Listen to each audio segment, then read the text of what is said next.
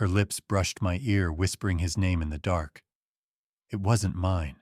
That was the moment I stopped being her husband. If this story stirred something in your heart, give it a like, share your thoughts below, and subscribe to Revenge Forge, where every story reminds us that pain can lead to power. I'm Adam Carson, 41, a software architect at a tech firm in Seattle, Washington. My life looked like the American dream, polished and framed. My wife, Dana, 34, was a knockout, sharp-tongued, with eyes that could cut glass and a laugh that made every head turn. We met 8 years ago at a coding boot camp where I was guest speaking. She was a student bold enough to call out my demo's bugs in front of the room. I was hooked. 6 months later, we were engaged. 2 years after that, married on a cliff overlooking Puget Sound, the wind carrying her vows to me like a promise carved in stone. Our condo in Belltown was our castle. Floor-to-ceiling windows, a view of the Sound, and a kitchen island where we'd argue over who made better coffee.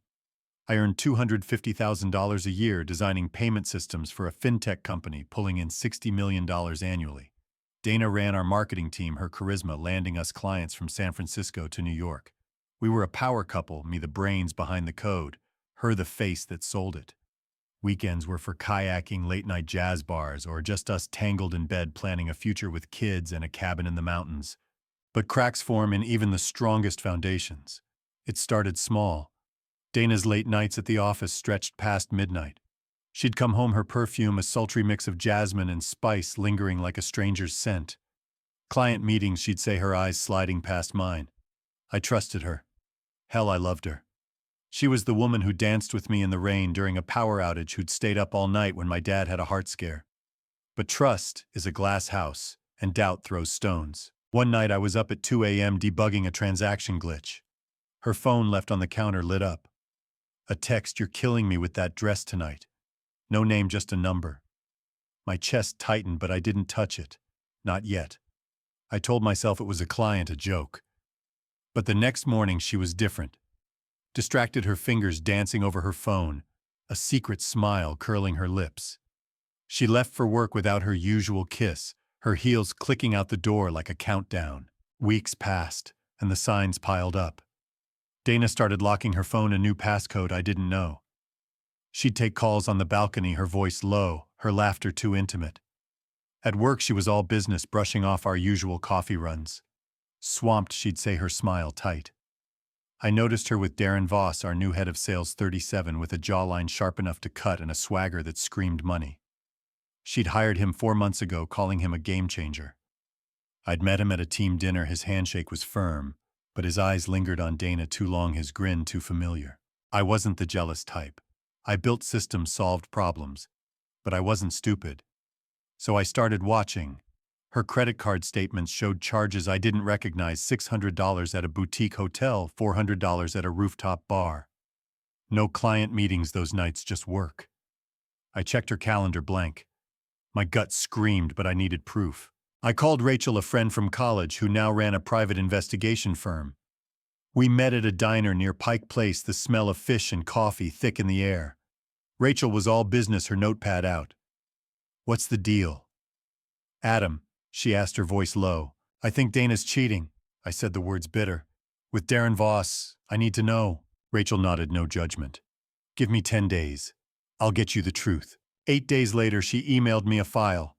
Photos: Dana and Darren at a bar, his hand on her thigh, her lips close to his ear. Another of them slipping into a hotel elevator, her dress clinging to her curves, his tie already loose. Texts intercepted from a burner phone. "Can't get enough of you." Tomorrow, Dana's reply: "You're dangerous." I'm in. My hands shook, the screen blurring. It wasn't just an affair, it was a blade to my back. But there was more. At work, Dana was rewriting my legacy. Our latest payment system, my code, my late nights, was pitched as her breakthrough in a board meeting. I overheard her tell investors, "Adam's great with the tech, but I'm the vision." The room nodded, impressed. I stood outside, invisible, my fists tight. She wasn't just stealing my heart, she was stealing my work. I could have confronted her, burst into her office, thrown the photos in her face, but I'm a coder. Logic is my weapon. Years ago, I'd built a back door into our payment system, a hidden key only I could turn. It was insurance, a way to protect my work. Now it was my ace, One command and I could lock every transaction, freeze every dashboard. Dana would be exposed, her lies crumbling. I didn't act yet. I needed more. So I dug deeper, accessing her work email through a loophole in our server. What I found was worse than I imagined. Dana and Darren weren't just lovers, they were partners in a heist. Emails showed them planning to sell my payment system to a rival firm for $2 million. They'd even drafted a press release announcing my retirement to focus on personal projects. I was being erased. Then came the first twist. Rachel called at 11 p.m. "Adam, you're not going to like this." She sent another file. Photos of Darren, but not with Dana. With my best friend Mike Larson, 39, my college roommate who'd been at our wedding, who'd toasted to our love. They were at a bar, heads close, Mike's hand on Darren's arm. A text from Mike to Darren: "Keep Adam in the dark. He can't know I'm helping." Helping what? My world tilted. Mike had been my rock, my wingman, my confidant. He'd introduced me to Dana, vouched for her when I had doubts. Was he in on this? Was he playing me too? I didn't confront him. I needed answers, not fights. I met Rachel the next day, rain streaking the windows of her office. "Mike's involved," she said, sliding me a USB drive. "He's been feeding Darren info about your code. Looks like he's getting a cut of the deal." "Why?" I asked, my voice hoarse. "He's my best friend." Rachel shrugged, her eyes soft but unflinching. "Money, envy, maybe both. People break Adam." I drove home, the city a blur of neon and rain. Dana was there, cooking rare for her these days. The smell of rosemary and steak filled the condo, a cruel reminder of our old life. She smiled, her eyes too bright. "Thought we'd have a night in," she said, pouring wine. I played along, my face a mask. "Sounds good." She leaned in, her lips brushing my cheek, her perfume heavy. For a second I saw the woman I'd loved. Then I saw Darren's name, Mike's betrayal, and the moment passed. Over dinner she dropped a bomb. "Adam, I've been thinking," she said, her voice smooth as silk. "Maybe you should take a break from the company. Focus on coding, not the stress. Darren's got big plans for us." "Us?" The word was a knife. "Darren's plans," I said, keeping my tone even. She nodded, oblivious. "He's a visionary. We need that to grow." Visionary. My code was the vision. I wanted to slam the table, demand the truth. Instead, I smiled. "I'll think about it." That night, I accessed the back door. A few keystrokes and I could crash their world. But I held off. I needed to know Mike's role, the full scope of their plan. I texted Rachel, "Dig into Mike. I want everything." The next morning, Dana left early, her perfume trailing like a ghost. I sat at my desk, the city waking outside. My phone buzzed, a text from Mike: "Hey man, let's grab a beer tonight. Been too long." I stared at it, my pulse pounding. Was this a trap? Or a chance? I met Mike at a dive bar, the kind with peanut shells on the floor and jukebox blues. He looked the same, easy grin, flannel shirt. But his eyes were nervous, darting. "You good, Adam?" he asked, sipping his beer. I leaned forward, my voice low. "You tell me, Mike. What's going on with you and Darren?" His face paled, but he laughed it off. "Darren, just work stuff. Why?" "Don't lie to me," I said, my tone sharp. "I know you're helping him. And Dana, you're selling me out." Mike froze, his beer halfway to his mouth. "Adam, you've got it wrong." "Then explain," I cut in. "Because I've got photos, texts, you and Darren planning to screw me over." He looked away, his jaw tight. "It's not what you think. I got in over my head. Darren offered me a cut, said it was just business. I didn't know it'd hurt you like this." "Hurt me? My best friend, my brother, trading me for cash." I stood, my chair scraping. "You're done, Mike. Stay out of my way." I walked out, the rain cold on my skin. Back home, I opened my laptop. The back door was still there, a loaded gun. But I had one more move to make before I pulled the trigger. The rain didn't let up as I left the bar. Mike's excuses fading into the Seattle night. His betrayal cut deeper than Dana's, my best friend, my brother, selling me out for a payday. I drove through the city, the Space Needle a blur in the mist, my hands gripping the wheel. Dana, Darren, Mike, they were a machine, each gear turning to grind me down. But I wasn't breaking, not yet.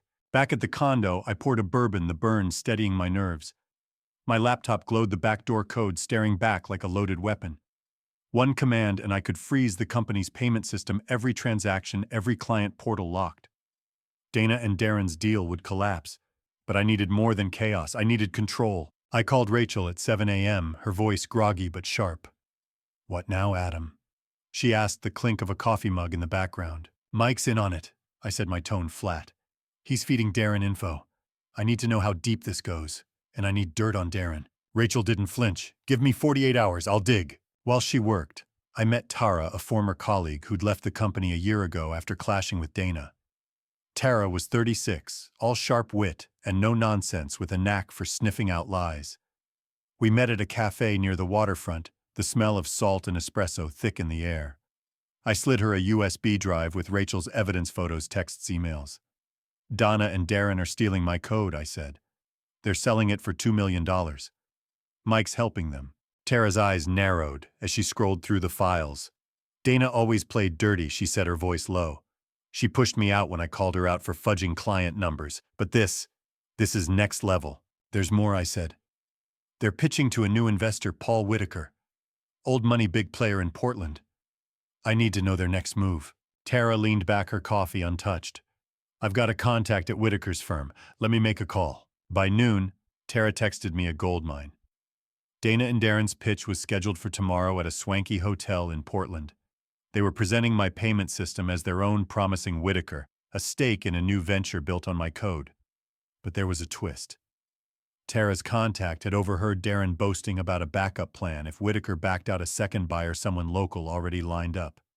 Dana wasn't just betraying me, she was hedging her bets. I spent the afternoon digging into Darren's digital footprint. Using the back door, I accessed his work email.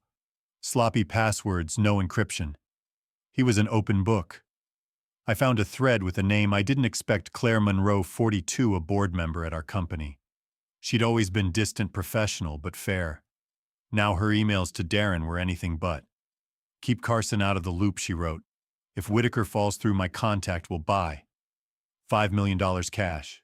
Darren's reply, you're a lifesaver, Claire. Dana's all in. Claire, a board member in on the heist. My stomach churned. This wasn't just personal, it was a conspiracy. I forwarded the emails to Tara, who cursed under her breath when she saw them. Claire's always been shady, she said over the phone. She's got her own agenda. Probably wants a cut to fund her side ventures. What's her endgame? I asked, pacing my condo, the city lights flickering outside. Power, Tara said. She's been angling for a bigger role. If she helps Dana and Darren pull this off, she'll have leverage over them. And the board. I needed more. I called Rachel again. Look into Claire Monroe, board member. I think she's the second buyer. Rachel whistled. This is getting messy, Adam. I'll need time. Make it quick, I said. They're pitching tomorrow. That night, Dana came home at 10 p.m., her heels clicking, her perfume heavy. She kissed my cheek, her lips cold. Big day tomorrow, she said, pouring wine. Portland trip. Whitaker's interested. Whitaker, huh? I said, playing dumb, my pulse pounding. Sounds big. She smiled, but it didn't reach her eyes. Huge. Could change everything. She leaned in her hand, brushing mine, her dress hugging her curves.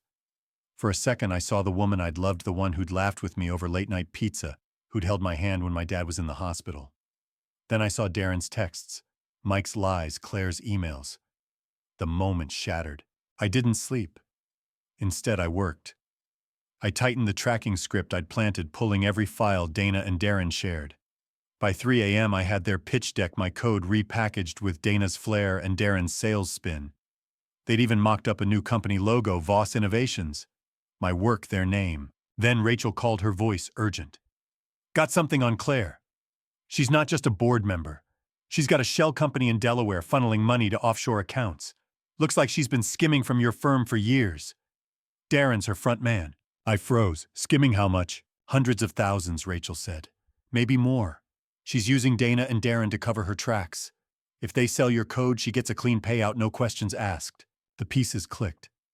Claire wasn't just in on the deal, she was the architect.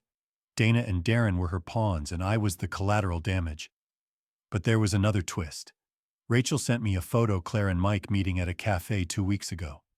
Mike's email to her, I'll keep Adam distracted. Just make sure Dana delivers. Mike wasn't just helping Darren. He was Claire's mole, playing both sides. My best friend orchestrating my downfall for a cut of Claire's dirty money. I gripped my desk, the bourbon bottle tempting me, but I didn't drink. I coded. A new script layered into the back door to track Claire's transactions.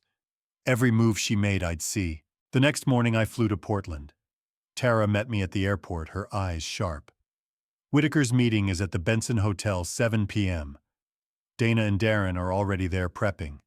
You sure about this? I nodded. We're not crashing it, we're joining it. Tara raised an eyebrow. Bold. I like it, but we need backup. I'd already called Ethan, my old coding mentor, 45, now a consultant for tech startups. He'd always had my back, teaching me how to navigate the industry's sharks. I showed him the evidence over a video call. They're stealing your life's work, he said, his voice gruff. I'm in. What do you need? Get to Portland, I said. Bring your laptop. We're exposing them tonight. The Benson Hotel was all velvet and gold chandeliers casting shadows on polished floors. Dana was in her element, her black dress catching every light, her smile a weapon.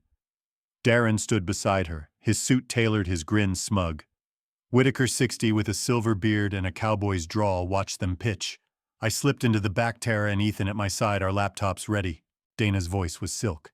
Our payment system is revolutionary, secure, scalable, built from the ground up. Darren chimed in, all charm. We're ready to take it global. With your backing, Mr. Whitaker, we'll redefine the industry. My code. Their lies. I stood, my voice cutting through the room.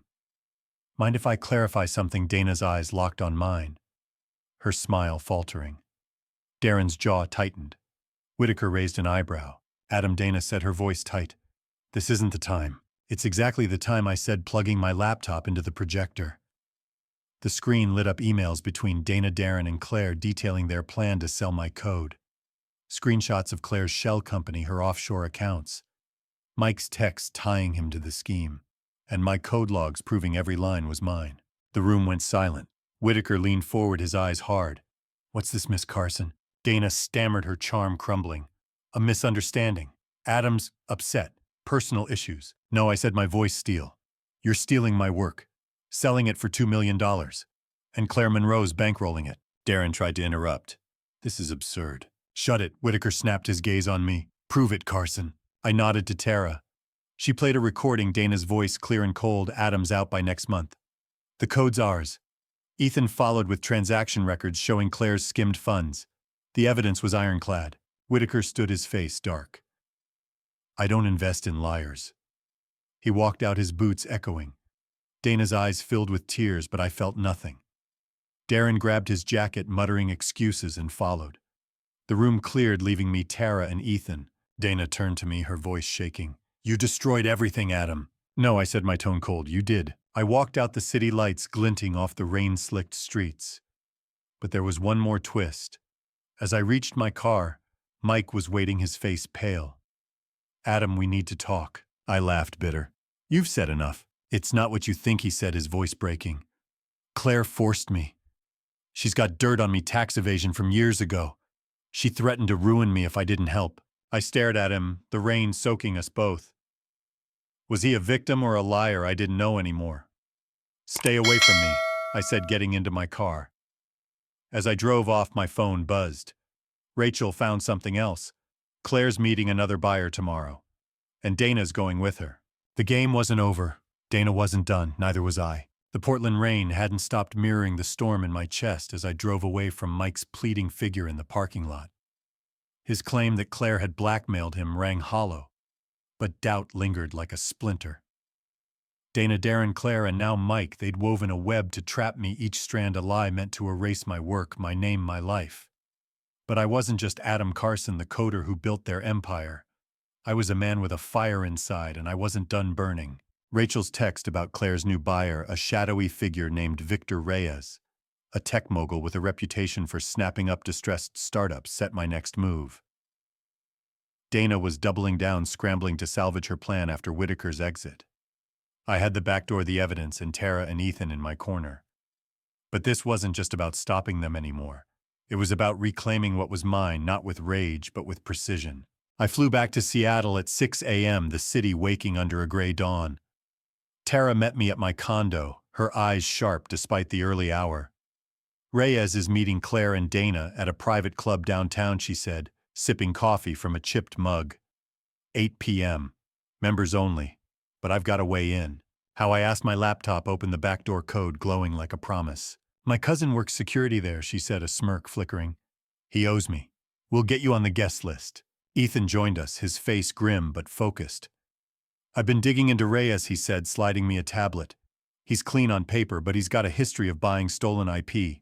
If Claire's involved, she's playing a long game. I nodded, scanning the tablet. Reyes was 48, a self-made millionaire with a taste for high-stakes deals. If Dana and Claire convinced him they'd have the cash to rebuild without me, my code their future. We don't let that happen, I said. We expose them tonight. Tara leaned forward. You sure, Adam? This is your last shot. If Reyes walks, Dana and Claire will scatter. You might lose the company. I looked out at the sound, its waves restless under the clouds. It's not about the company anymore, I said. It's about the truth. That afternoon, I dug deeper into Claire's shell company. Using my tracking script, I traced her offshore accounts to a bank in the Caymans. She'd funneled $300,000 from our firm over 2 years, small enough to avoid notice, big enough to fund her side deals. One email stood out. Claire to Reyes sent yesterday. Carson's out. The code's clean. $5 million, and it's yours. Dana was CC'd, her silence deafening. Then came another twist. Rachel called at 3 p.m., her voice tight. Adam, I found something on Mike. It's not just tax evasion.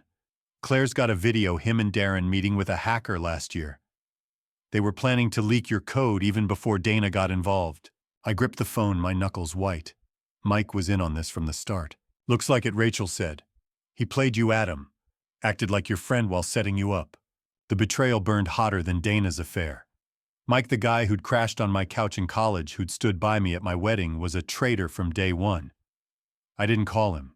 I didn't need his excuses. Instead, I sent Rachel's evidence to Ethan, who cross-referenced it with company logs. Mike had accessed my code repository last year, downloading files he had no business touching. He'd been feeding Claire and Darren from the beginning. I leaned back, the city humming outside. The pieces fit, but one question lingered. Why Mike wasn't hurting for money? He ran a consulting gig, pulling in $180,000 a year. Was it envy, like Rachel said, or something deeper? I got my answer that afternoon. Mike showed up at my condo, uninvited, his eyes bloodshot. Adam, hear me out, he said, standing in my doorway, rain dripping from his jacket. You've got 30 seconds, I said, my voice ice. He swallowed hard. Claire got to me last year. Said she'd ruin me if I didn't help. The tax thing, it's real, but it's not the whole story. I was jealous. You had Dana, the company, the life. I wanted a piece of it. I stared at him, the man I'd called brother. You sold me out for jealousy. I didn't mean for it to go this far, he said, his voice breaking. I thought I was just helping with a deal. Then Claire pulled me in deeper. I couldn't get out. Get out now, I said, slamming the door. His footsteps faded down the hall, but his words stayed a weight I didn't want. Jealousy. It explained too much. By 7 p.m., I was at the private club, a sleek fortress of glass and leather in downtown Seattle. Tara's cousin had slipped me in as a guest. My suit crisp, my laptop tucked under my arm. Ethan and Tara flanked me, blending into the crowd of suits and martinis. Donna was there, her emerald dress catching the light, her smile a weapon. Claire stood beside her, all poise and power, her eyes scanning the room. Darren was at the bar, charming a waitress, his grin unshaken. Reyes, the mogul, sat at a corner table, his presence commanding, his watch glinting like a warning. I waited, my heart steady despite the stakes. Dana took the stage, a small platform for private pitches, her voice smooth as silk. Our payment system is a game changer, she said, her slides showcasing my code rebranded as Voss Innovations. Claire nodded along, her smile calculated. Darren joined in, pitching scalability, security, all my work dressed in their lies. Reyes leaned forward, intrigued. I stood, my voice cutting through the hum. Before you invest, Mr. Reyes, you should know the truth. Dana's eyes snapped to mine, her face paling. Claire's smile froze. Darren's glass paused mid-sip. Adam, Dana said, her voice sharp but trembling.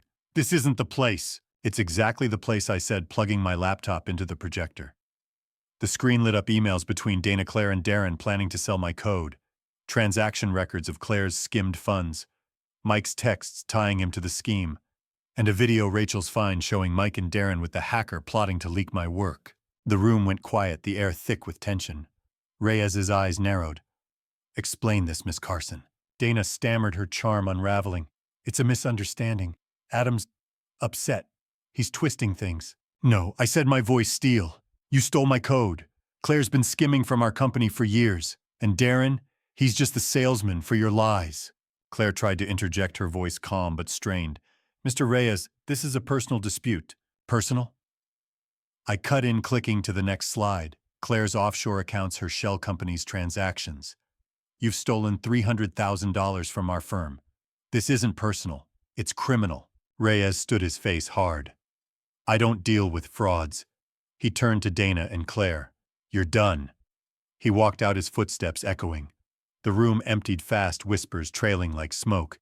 Dana's eyes filled with tears, but I felt no pity. Claire's face was a mask, but her hands shook. Darren slipped out, his charm useless now. I didn't stay to gloat. I walked out, Tara and Ethan behind me, the rain cold on my skin. Back at the condo, I found Dana's things gone, her closet empty. A note on the counter. I'm sorry, Adam. I lost myself. I tore it up, the pieces scattering like ash. But there was one more twist. The next morning, Rachel called. Claire's making a move, she said. She's trying to sell the company's assets, everything, not just your code, to a shell buyer. She's covering her tracks. I met Tara and Ethan at a diner, the smell of grease and coffee grounding me. Claire's desperate, I said, showing them Rachel's latest file. She's liquidating to disappear. Tara grinned fierce. Then we stop her, for good. We didn't crash the system. Instead, we went public. Ethan leaked our evidence to the board, the press, even posting snippets on Reddit stories where tech enthusiasts tore into Claire's scheme. The story exploded online, trending as a cautionary tale of corporate betrayal. Claire was ousted within hours, her reputation in ruins. Dana vanished, rumors placing her in San Francisco, starting over with nothing. Darren slunk away, his sales pitch useless without my code. Mike called begging for forgiveness. I messed up, Adam, he said, his voice raw. I'll make it right. You can't, I said, hanging up. But I didn't hate him. Hate was heavy, and I was done carrying it. The company survived. Ethan and I rebuilt, hiring Tara as our new operations lead. We launched a new platform, my code at its core, no backdoors needed. It wasn't about revenge, it was about truth. My salary stayed at $250,000, but the company's revenue climbed to $80 million, my legacy secure. Months later, I stood on my balcony, the sound shimmering under a rare Seattle sun. My phone buzzed, an investor interested in our new platform. I smiled, not for the money, but for the man I'd become. Dana's betrayal. Mike's lies. Claire's greed, they'd tried to break me. But I'd forged something stronger. So what would you have done? Exposed them like I did, or walked away letting the lies fester? Sometimes I wonder if I should have let go sooner, saved my heart the scars. What do you think? You're here because this story meant something. Don't scroll away without leaving a like, a thought, and your subscription. Revenge Forge is where real stories find their voice, and yours.